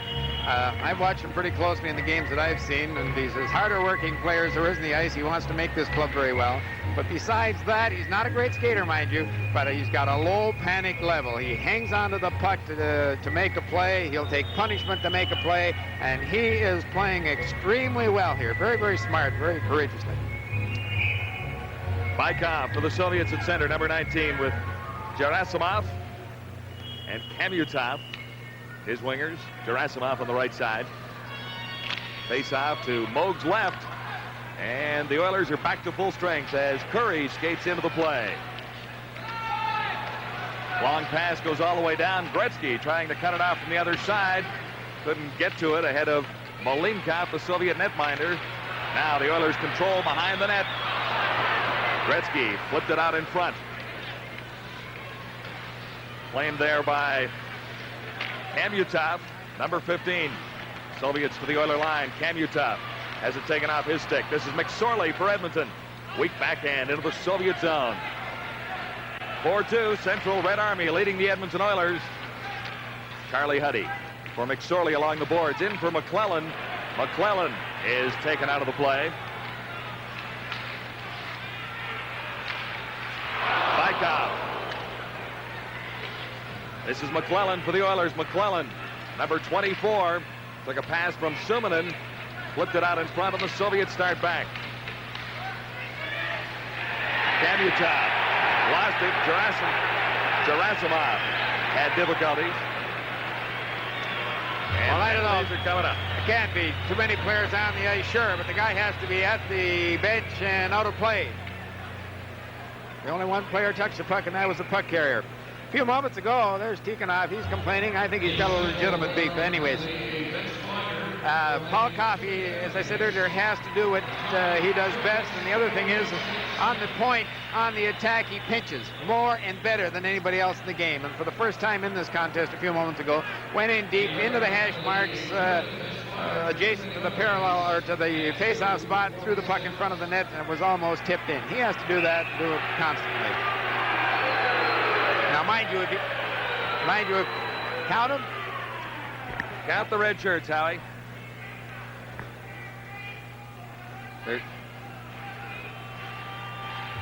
There's a couple out there, Howie. Yeah, there's all kinds at the bench, though, but these two at the bench, they're certainly out of play. There's no doubt about that.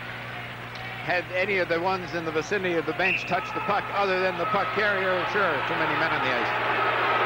The crowd called that penalty anyways. 17-14 to play in the third period. The Soviets lead the Edmonton Oilers 4-2.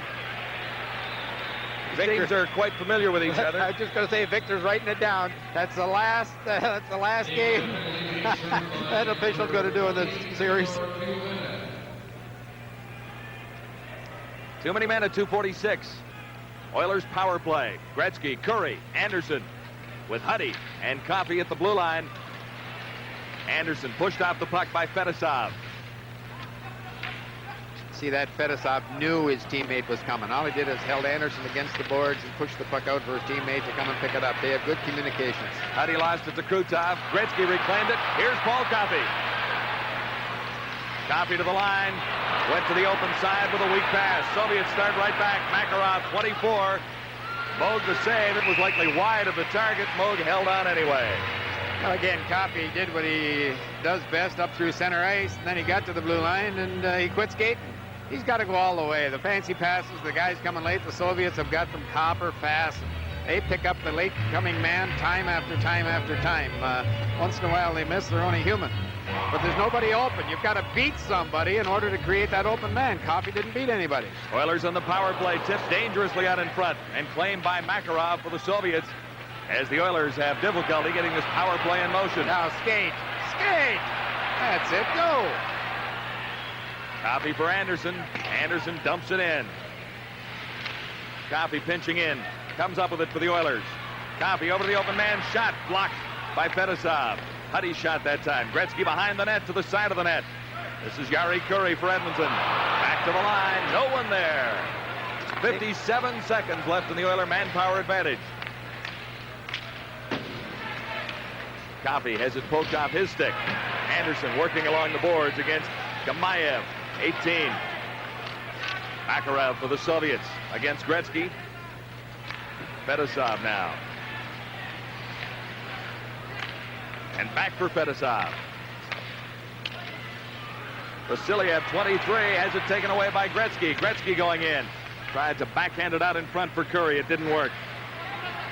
Lowe kept it in at the line. Shot right on. Not a difficult save. Came through a crowd, though. I thought he had to be very, very alert to make that save. Here's Gretzky. Let it go. Across two lines, so Gretzky let it go into the Soviet zone.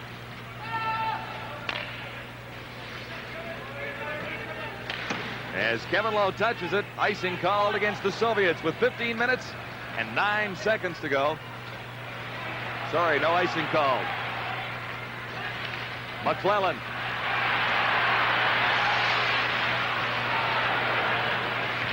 Suminen. He's dumped off the puck. Gregg moving in. This is McSorley for the Oilers. Tipped out in front. The save by Malinkov. Wasn't difficult that time. Soviets across their line. Back to full strength. Randy Gregg for Paul Coffey. Coffey into the corner and couldn't do anything with it at all. Soviets start back. This is Drozdetsky. Ahead for Shepelev. Good opportunity.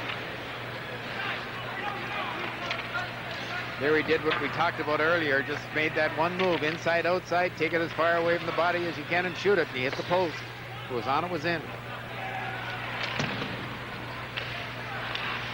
Soviets pinching in. Out in front, McTavish made the good defensive play for the Oilers. This is Shepelev now, 27. Had it taken away by McTavish. Huddy moves in. Oilers led by Napier. McTavish couldn't get it at the side of the net. And Shepelev for the Soviets starts back down the left side. This is Shepelev with help. Falls as he crosses the line. And that's McTavish. Discretion was the better part of valor there. I'll tell you, Kevin Lowe had them all lined up, and he did a quarterback sneak. Mark Napier banked it off out in front.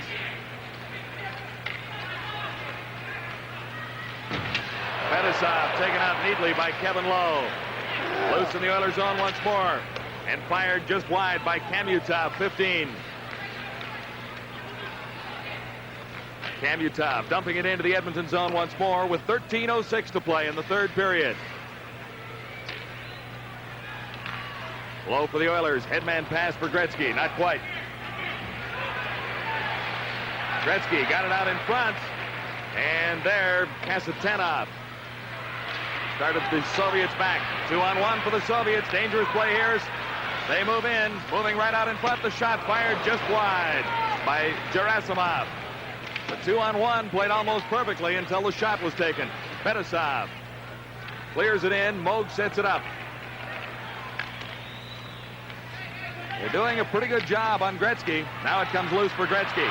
Takes the pass from Anderson. Gretzky moving in, takes the shot. Couldn't get much on it. Cleared out in front. The shot fired just wide by Jackson.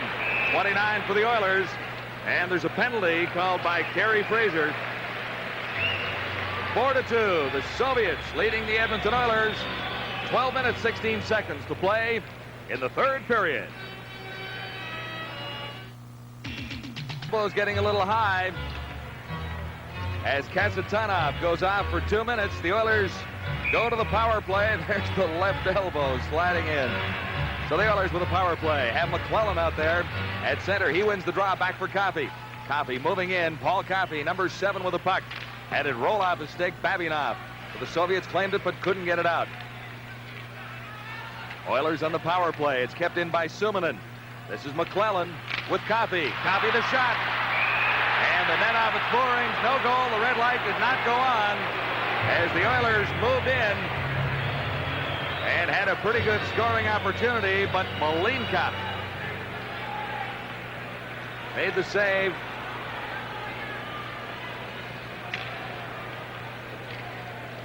Well, the Edmonton Oilers, as we all realize, could have used that goal. And there you see number 7, Coffey, up where he should be all night long.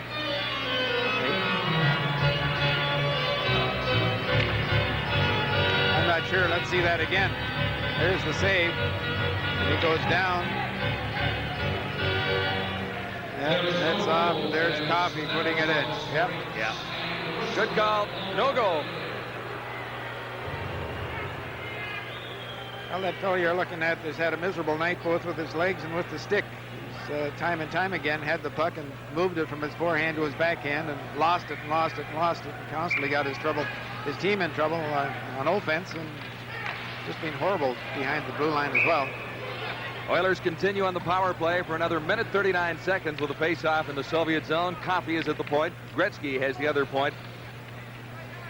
And the Oilers are trying Suminen, McSorley, and McClellan as the forward front. Now Gretzky moves in to take the face As off. they should do. As we've said halfway through this game, that's been head and shoulders their best line, skill-wise and work-wise and productive-wise. Oops. McClellan couldn't control it from the face-off out in front. It is kept in at the line by Suominen. This is Gretzky behind the Soviet goal. Cleared it right out in front. Neatly done. Suominen set it up. There's the shot. It ricochets wide. The shot from Paul Coffey. Here's McSorley. Has Coffey wide open. And Gretzky out in front of the net, too, as the Soviets have two players along the boards. It worked for the Soviets as it was cleared down the ice, and Suominen couldn't keep it in. See how they flood the zone? They had all four red shirts in the third of the ice, and there were two Edmonton Oilers home free in the slot. They never did get the puck. Here's Gretzky. Good chance here. Oh, brilliant save by McLeanoff. Soviets have an opportunity here. This is Makarov. Makarov going in. McSorley trailing. Now another Soviet comes in. Moog, a brilliant save on Krutov. Soviets are short-handed. McClellan. Coffey. Back for McClellan. McClellan running out of gas. Suominen backpedals along with Jari Kurri. And this is Krutov with a puck for the Soviets. Whoops! Moog lost his balance. That one ricocheted out in front. Could have been dangerous had the Soviets not been playing short-handed and playing back a little bit. Kamutov, 15, got it out in front. Now Anderson and Gretzky. This is Gretzky. Missed the back pass for Anderson. Here's Kurri, but that Oiler was trapped offside as Kurri had to circle back. Kurri got it to the line and fired it in. Soviets kill off the penalty and are back to full strength as Moog bounces it off the boards. Comes to Gretzky and to Anderson. Anderson with Gretzky. Gretzky for Kurri, and Kurri couldn't get to it. Kasatanov, number 6, made a good play for the Soviets. Well, I've said a half a dozen times, they're just so good and being drilled. I guess someone's done their homework on this Edmonton Oilers club. Pick up the last man, and it's usually Coffey or it's usually Kurri, and all night long they've been picked up and picked up well. So chances at both ends, but the score remains 4-2. Central Red Army leading the Edmonton Oilers. Gretzky has a great scoring chance here, but watch Malinkov. He winds up, and look how he didn't back up. See how high he was? He's been watching up the other end. He went down a little early on it, but was able to get his hand up as it was going into the top left-hand corner. But he was out high as Andy Moog has been high and playing brilliantly all night long. 9 minutes, 39 seconds left in the third period. The Oilers down by 2.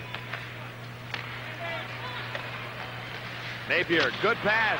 McTavish has Hunter on the other side. Hunter couldn't get the shot away. Defensively, number 3, Starikov for the Soviets. McTavish had to hang him under the puck there. There's no way in the world. He had to have the defenseman come with him.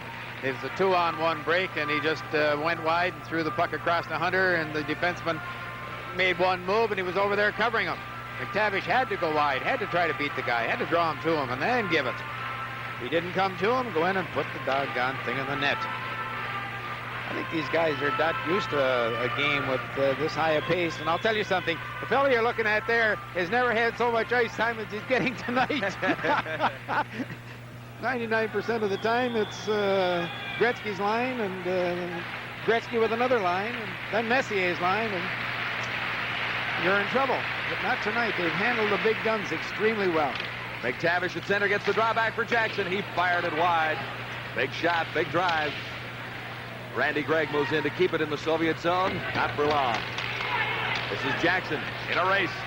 Gamayev beat him to it. Gamayev cleared it out in front. Vasiliev couldn't come up with it. Now Napier leads the Oiler attack. To the line and across. He's not going to get through the Soviet defense like that. Gamayev for Vasiliev. Vasiliev fakes the shot, tried to work himself around Huddy, got Moog out of position. The Oilers recover and regroup. Huddy, pass on the right side. Hunter slips it through. Now Hunter kicks it across the line. Soviets dump it right out. Coffey leaving it for Huddy. 8 minutes, 30 seconds to play. Third period. 4-2 Soviets leading the Edmonton Oilers. McTavish back for Huddy. Huddy lifts one in there, and it was easily handled by Malinkov. For the face-off in the Soviet zone. Well, lots ahead on the Sports Network TSN. The NBA continues on Friday, January 3rd, 8 o'clock Eastern. Milwaukee Bucks, Washington Bullets. All on the Sports Network. Lots of hockey coming up as we move with this series to Calgary in 2 days. Sunday night, the Moscow Dynamo and the Calgary Flames at 8 o'clock Eastern Time, live from the Saddle Dome in Calgary. McClellan working along the boards. It comes out to Coffey, who dumps it back in for McClellan. Fetisov can't hold it. McSorley back, cleared out in front. Good chance for the Oilers. But it was Suminen who couldn't quite tip it and gain control. Now Makarov starts back. Makarov, one man and a goalie to beat, drops it back. Krutov scores. Oh. That's how it's done. You'll not see it any nicer than that, folks. Even coming out of their own end. I think it was Makarov finally put it in. But just watch this. He'll draw a player to him, cut to the middle. There's the drop pass. Now he'll go wide and lay it right across. Oh, just beautiful. And it was just a nice teed-up shot, an effortless shot. Coming out of there's the key. Here, it's a one-on-nobody. Okay, or one-on-one. Now it's a two-on-one. Now it's a three-on-two, and that third guy is just home free. They have unbelievable mobility, good puck handling, and they know what they're doing on offense. Gorgeous goal, gorgeous. Krutov gives the Soviets a 5-2 lead, seemingly insurmountable with 7 minutes and 37 seconds to play. The Oilers have not been at their best. I suppose we should mention a couple of Oilers who are missing action. Players like Mark Messier, Mike Krushelnyski, Esa Tikkanen. The first two players are big parts of this Edmonton Oilers team. Glenn Anderson, Wayne Gretzky, Gary Curry. They're missing action too tonight. Coffey is shot though. Malinov made the save.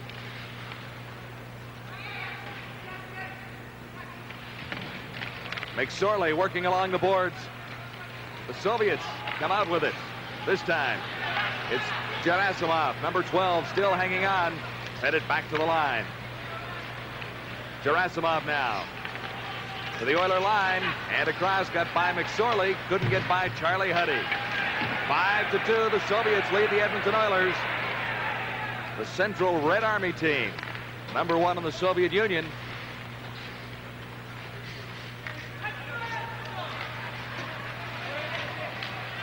Kevin Lowe tried to slide it through for Suminen. It didn't work. Soviets quickly to the attack once more. Falling as he crossed the line. Bykov. Here comes Curry. He's got Gretzky. Takes the shot. Malinkov, the save. Vogelin can't keep it in as the Soviets gulp it all the way down. And icing should be called as Kevin Lowe touches the puck with 6 minutes and 30 seconds to play, third period. I'm beginning to wonder what kind of conclusions you can draw about this tonight. Obviously, the Soviet teams have more skill, deeper skill. They skate so well. There are stars on the Edmonton Oilers, then there's a supporting cast. And the supporting cast tonight, because of a couple of outstanding efforts, probably being as good as anybody wearing a white jersey. But certainly the depth of their skating, the depth of their puck handling, and their philosophy, their theories, their discipline has just been so much better than the Edmonton Oilers. Drozdetsky got around one Oiler defender, tried to clear it out front. That play was foiled. Here's Anderson for Edmonton. For Curry. Curry tried to return it to Anderson, and the Soviets take over. Gusarov into the central ice area. Anderson, one more try. Gretzky offside at the Soviet line. Well, there's a guy who's had a bad night like a lot of people have, but normally he's just a heck of a hockey player. He's got as good a wheels as anybody in the league. Better balance probably than anybody else. I've seen him score goals standing on his head or over on his ankles. And he can score goals, and when he comes to play, when he's right, he'll pluck you, I'll tell you. He is something else. But in all fairness to him, he hasn't played for, a couple of weeks, but he's practiced with the club, and he's against probably as good a club team as there is in the world, so. Chance for the Soviets here, going right in, they score! Veselov beats Andy Moog for the 6th time. And boy, they can score quickly. Oh, they can. They don't miss the golden opportunity. All right, here's the pass. Look at it. Hits the stick, but Vasilov picks it up and takes one look there, and he sees where Moog is, and Andy had to be coming out a little more. There wasn't very much room, but he picked it. He had a pretty good angle right here. There's the pass to the open man, and that's their key to the skating man as well. You move the puck from the toe of his stick onto the heel and let it go, and you got to say it's a good shot and a good pass, but again, the key is they get it to someone who's moving, who's skating. 6-2 now. 5:49 to play. Third period. Oilers in tough against the Central Red Army. Back to the line now in the Soviet zone, deflected out in front. That shot from Jackson. Into the corner after it. Mike Rogers. Rogers for McTavish. McTavish can't get anywhere with it. Look at them flood the zone. Look at there, and they come up with the puck. And the Soviets to the Oiler line once more. Vasiliev. And it's offside as Vasiliev just a stride ahead. Kasatonov was offside. The NHL Soviet Series 85 continues on the Sports Network, TSN. Plans Coliseum in Edmonton, Alberta. The Edmonton Oilers in difficulty, to say the least, against Central Red Army of the Soviet Union. 6-2 now with just over 5 minutes to play in the third period. Coffey trying to get the Oilers out of their zone. McSorley takes the pass on the right side and just dumps it in. The Oilers have been content to do that much of the evening. Well, they couldn't come up with a cotton-picking puck if they had 10. Just watch what happens here when you shoot it in. And that's something that all of a sudden just dawned on me. Because I haven't seen the Soviet team shoot the puck in yet, folks. A little something going on behind the Soviet net there as Kutov now takes it across the Oiler line. Takes the shot. Play broken up by Suminen, who starts up. McSorley trailing. Suminen can't get around the defense. Gusarov for the Soviets. Got it to the line, not quite out. Backhanded in by Charlie Huddy. Loose out in front, but the Soviets clear quickly. Piamenov, number 28, gets it over on the left side.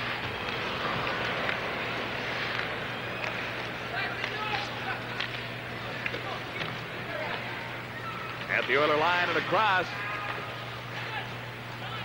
Gusarov finally lost it. Kevin Lowe claimed it.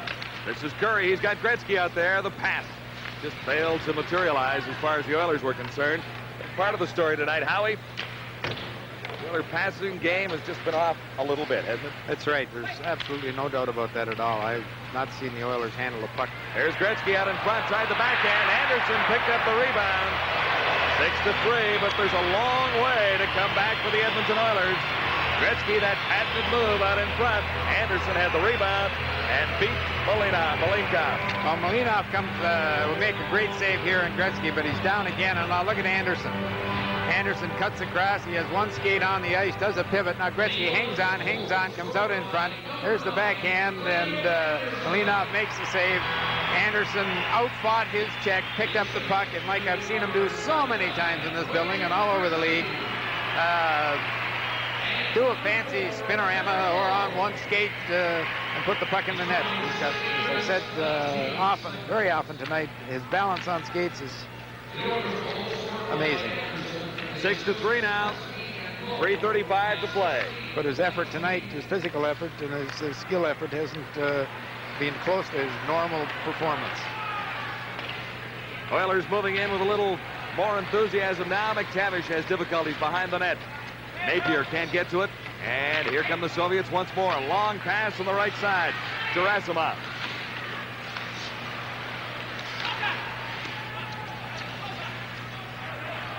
Soviets circling. Defense moving in.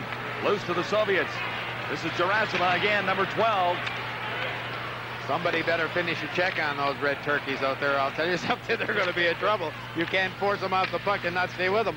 Under ahead for Napier at the line. He couldn't get anywhere. My goodness. They skate to open ice and put the puck in open ice extremely well. Coffey tries it for the Oilers now to the line. Just got out of the way of a check.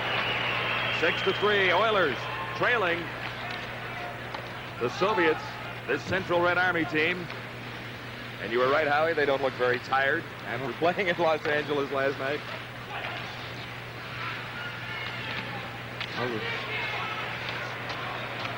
Drozdetsky left it there for Shepelev, 27. Soviets clear it to the line. It goes all the way down.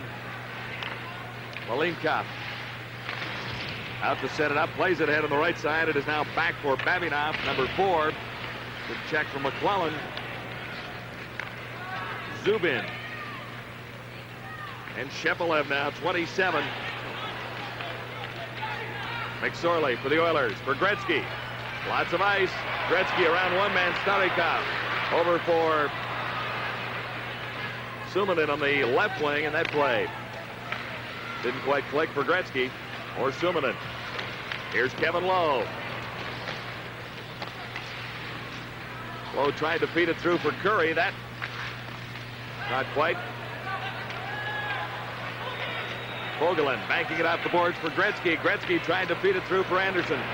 Soviets right back. Vasiliev, number 23, checked at the Edmonton line by Curry. Now a minute 17 to play, third period. Vasiliev couldn't take the pass, but Gamayev carried it in. Gamayev paid the price. Jackson took him out solidly into the boards.